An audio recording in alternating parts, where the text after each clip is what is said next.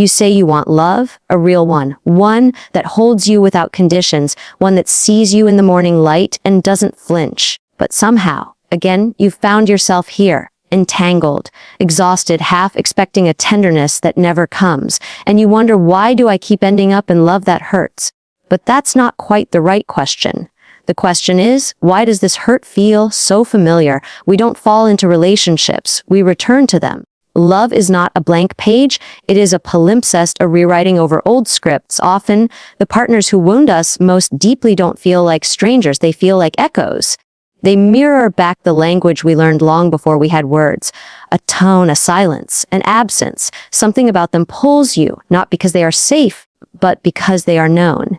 In the architecture of your emotional life, you've come to associate unpredictability with passion, longing with love, and suffering with depth. So when someone makes you feel small, ignored, insecure, you don't leave, you lean in. Because somewhere early on, you learned that love wasn't steady. It was something you had to work for. And now, every time someone offers it to you freely, you don't trust it. You wait for the turn, the disappointment, the break. Because if love doesn't hurt a little, how will you know it's real? It begins early, in the spaces between cries and comfort, in the way we were held, or not. Your attachment style is not your destiny, but it is your default. It is the internal compass you carry silently into every romantic encounter. And it points toward the terrain you already know. If you are anxiously attached, love becomes a pursuit. You crave closeness like oxygen. You read silences as rejection, and affection as a currency that must be earned. You're not needy, you're starved. And when someone pulls away, it doesn't just sting. It confirms the fear you've always carried. I am not enough to be chosen without effort. If you are avoidantly attached, love is a paradox. You want connection, but fear it will cost your autonomy. Intimacy feels invasive. You mistake vulnerability for weakness. So you keep one foot out the door, not because you don't care, but because caring feels dangerous, because in your experience, closeness came with demands, judgment, or chaos. So now, even when love arrives with open hands, you flinch, you create distance. Not because you don't want to be loved, but because you never learned how to be safe while being seen. And when these two styles meet, as they often do, it's not random, it's choreography. The anxious partner reaches, the avoidant one retreats. The more one clings, the more the other withdraws. It is a dance of fear masquerading as desire. And it's addictive, because what you are chasing is not just a partner. You are chasing resolution. A hope that this time, finally, the story will end differently. But stories don't end differently unless we read them differently, until we pause and ask, is this love, or is this the repetition of my oldest, most sacred wounds? There is a hunger that masquerades as love, but it is not love, it is urgency. It is the knowing sensation that something is missing, not just in the relationship, but in you. Emotional hunger is not the same as emotional intimacy. Though they wear similar disguises, one is rooted in connection, the other in depletion. One expands you, the other consumes you. When you are emotionally hungry, you don't seek someone to meet you, you seek someone to fill you, and the tragedy is you often choose those least capable of doing so. We confuse craving with compatibility, intensity with intimacy. We say, I can't stop thinking about him, and believe that's proof of love. But obsession is not presence, and longing is not the same as being held. When you are hungry, every breadcrumb feels like a feast. A text, a glance, a half-hearted apology, they become lifelines. You hold on to them, not because they satisfy you, but because they temporarily silence the emptiness. And in that silence, you pretend you are full. But emotional hunger has origins. It comes from years of unmet needs you were told were too much or not important enough. Perhaps your caregivers were physically present, but emotionally absent. Or maybe they loved you, but only conditionally. When you performed, when you pleased, when you disappeared your own needs to accommodate theirs. And now in adult love, you replay this contract. You bend, you shape shift, you overgive. Not because you are generous, but because you are terrified of being left empty again. The partners you choose in this hunger often follow a pattern. They are inconsistent. Sometimes attentive, sometimes distant, just enough to keep you tethered, never enough to feel secure. And you mistake the roller coaster for romance, because certainty feels foreign, because healthy love, in its quiet consistency, feels suspicious. You think, where's the passion? Where's the fire? Not realizing that sometimes The fire you crave is the one that keeps burning your house down. This is the paradox. When you have been deprived, you learn to mistake starvation for intensity. You pursue love as compensation, not as communion. And no matter how much you consume, you are never satisfied, because the one you are truly hungry for is the version of yourself who felt lovable without having to earn it. Real love doesn't rescue you from your emptiness. It meets you in your fullness. But first, you must know the difference.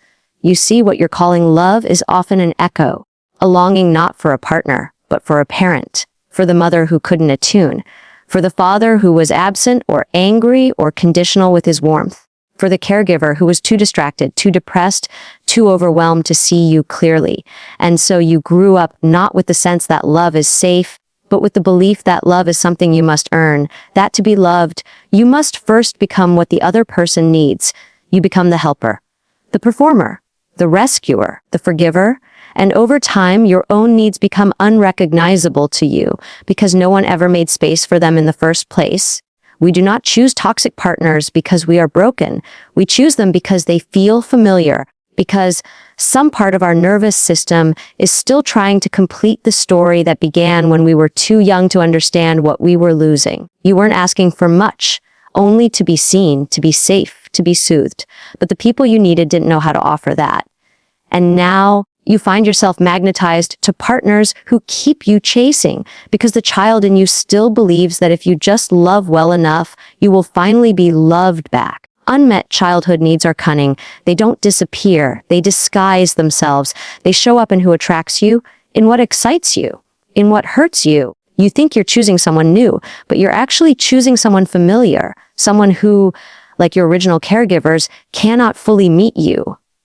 But this time, you believe, if I can just make them stay, I will matter. But here is the wound. The very love you needed is the one you keep reenacting with those least able to offer it. And here is the betrayal. Every time you abandon your truth to be chosen, you recreate the very abandonment you are trying to escape. Healing doesn't come from finding someone to finally meet those childhood needs. It comes from grieving the fact that they were never met in the first place. It comes from letting go of the fantasy that love will repair what parenting failed to build. It is not about getting the love you never had. It is about learning to stop seeking your past in someone else's future. This is not just about relationships. This is about memory. This is about how we keep loving in ways that repeat the wound instead of releasing it. This next part will challenge something you may not want to admit, not because it isn't true, but because if it is true, then the thing you've been calling love might have to be called something else entirely. What if the reason you keep attracting chaos is because peace feels foreign? What if you have confused stability with boredom, calm with disconnection, and kindness with a lack of spark? This is the paradox. Many of us say we want a healthy relationship, but when it shows up, we don't know how to receive it. We fidget, we doubt, we feel restless, uninspired. And somewhere deep inside, we think, this can't be it. Love is supposed to feel more intense. But intensity is not intimacy. That fire you chase, that rush, that high, that sweet ache of longing, it's not always a sign of deep connection. Often, it's a trauma response dressed in red. It's your nervous system recognizing dysfunction as a kind of homecoming. When you grow up around emotional inconsistency, when love was unpredictable, hot and cold, here and then gone, your body learns to associate that roller coaster with love. So now when someone is steady, available, gentle, you don't trust it. You think, where's the passion? Where's the pull? And you're right, there's less adrenaline, less anxiety, less chasing. But that's not the absence of love. That's the absence of drama. And for many of us, it's in that quiet where the discomfort begins. Because if you equate chaos with intensity, then peace feels like disconnection. You are not bored. You are dysregulated. You are not uninterested. You are unfamiliar with the experience of being emotionally safe. This is why we sabotage, why we pick fights with good partners, why we chase the unavailable and dismiss the kind. It's not that we want to suffer. It's that suffering is what we know. And the unfamiliar, even when it's good, feels dangerous. To choose peace over chaos, you must first grieve the identity you've built around survival. You must stop chasing the kind of love that keeps you in pursuit and begin to ask, what if love doesn't need to feel like a rescue mission? What if it could feel like rest? You say you want healthy love, but can you sit with it when it arrives? Can you stay when there is nothing to fix? When there is no emergency to respond to? Because real love is often quiet, but it is the quiet that heals. There is a certain kind of relationship that feels like a mirror, but only one of you gets to see themselves in it. The other just takes. This is the dynamic so often found between the empath and the narcissist, the giver and the taker. The one who bends and the one who expects the bending. On the surface, it looks like love. There is chemistry, there is intensity, there is even admiration, but underneath it is a relationship not built on reciprocity, but on imbalance, and the slow erosion of the one who keeps giving more than they receive. You, the empath, believe your love can heal. You see their pain, their trauma, their wounds, and so you stay. You rationalize their cruelty, excuse their absence, reinterpret their indifference as vulnerability. You do what you've always done. You make yourself useful. You overexpress. You over-understand. You overfunction. Because somewhere deep inside, you learn that being needed is the closest thing to being loved. And they are drawn to your softness, your attentiveness, your desire to repair. But they are not looking for a partner. They are looking for supply, for validation, for someone who will orbit around their needs and make them feel whole without ever having to look at their own emptiness. This is not love. It is survival dressed in seduction. It is a relationship in which one person gives until they disappear, and the other learns that love means never having to give anything back. But here's the secret. The empath is not weak. The empath is often someone who learned early on to feel responsible for the emotional climate around them. Maybe your parents' moods were unpredictable. Maybe love came when you were good, silent, helpful. So now in adulthood, you're fluent in other people's needs, but illiterate in your own. You keep choosing the one who needs saving because it keeps you from having to confront your own fear. If I stop giving, will anyone stay? And so the relationship continues. The empath keeps loving harder. The narcissist keeps receiving. And every time you betray your boundaries, you mistake it for compassion. Every time you're diminished, you call it compromise. But what's really happening is abandonment, not by them, but by you. The healing begins not when the narcissist apologizes. It begins when you no longer need their validation to feel whole. When you stop turning your love into a transaction, if I love you well enough, you'll finally love me back. That is not love. That is labor. And you deserve a love that doesn't require you to shrink to fit inside it. Then let us speak now of the most subtle kind of loss, the one that happens while you're still in love. It begins quietly. You silence a truth. You laugh at something that hurt. You swallow your needs just this once. You tell yourself it's not worth the fight. I can handle it. I'm being too sensitive. And with each tiny surrender, a piece of you slips away. Not in one dramatic gesture, but in 1,000 unnoticed moments.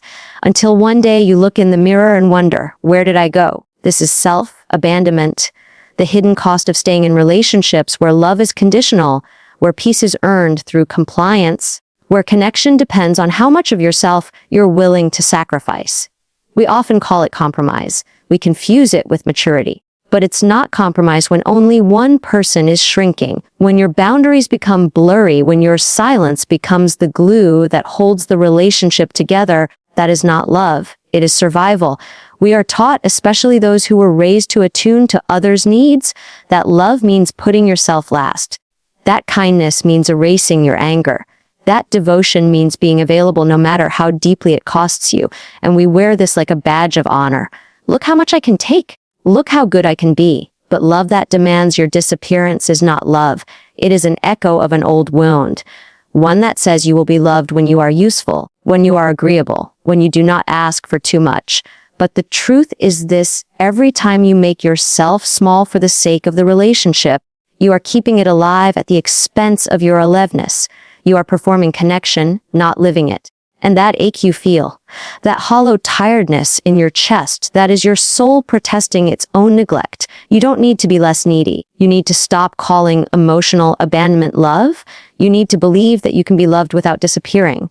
But to do that, you must first become loyal to your own voice, even when it shakes, even when it makes someone uncomfortable, because love is not proven through endurance. It is revealed through presence. And if you have to leave yourself to be with someone that is not presence, that is exile. So I ask you, when did you learn that love meant leaving yourself behind? And when will you begin the journey back? Then let us arrive at the final threshold, the one most of us never cross, because it does not look like love.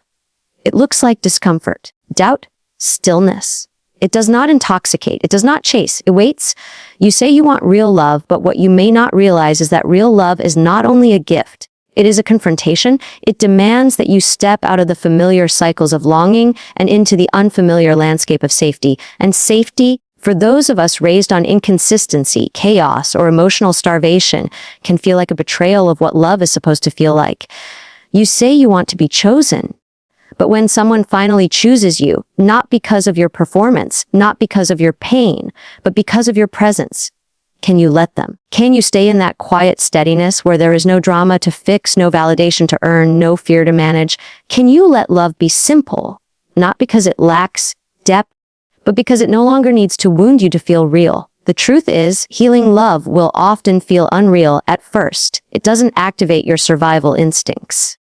It doesn't flood you with anxiety. It doesn't make you question your worth. And so you wonder, where is the fire? Where is the urgency? But what you're really asking is, where is the pain I've always mistaken for passion? The moment you begin to heal is the moment love starts to feel boring. And you stay anyway, not because you've settled, but because you finally stopped searching for the high of being chosen and started choosing yourself consistently, gently, fiercely. You don't need love to complete you. You need love that meets you in your completeness. But this kind of love doesn't come when you are still addicted to the chase. It doesn't arrive while you are proving your worth. It arrives when you have grieved the fantasy. When you've let go of the rescuer, the redemption arc, the illusion that if someone just loves you enough, your childhood will stop echoing. The real thing comes quietly. You won't have to beg for it. You won't have to lose yourself for it. And it will ask of you only this: can you remain in love when it no longer feels like suffering? That is the threshold. And crossing it is not a feeling. It is a choice. So I will ask you now, not as a therapist, but as someone who has seen the landscape of human longing up close, will you choose the fire that burns you or the warmth that holds you? Because they are not the same.